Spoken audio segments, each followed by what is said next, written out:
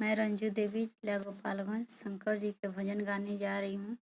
Please पसंद आए तो लाइक सब्सक्राइब जरूर करिएगा।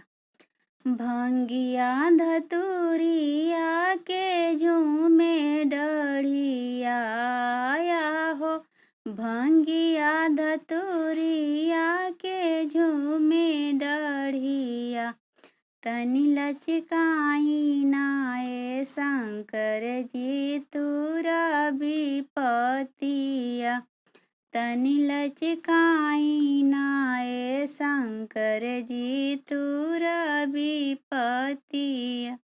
भंगिया धतूरिया के झूमे डढ़िया आहो, भंगिया धतूरिया के झूमे डढ़िया, तनि लचकाई नाए शंकर जी तुरा विपतिया, तनि लचकाई नाए शंकर जी तुरा विपतिया।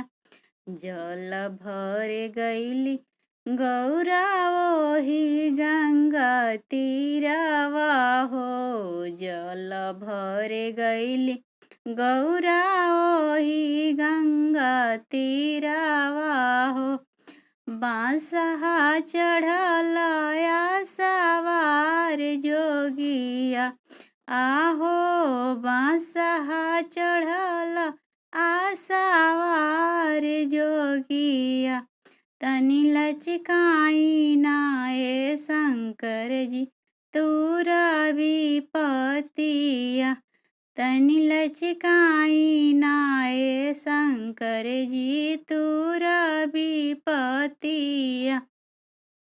फूल लोढ़े गईली गौरा ओही फूलवरिया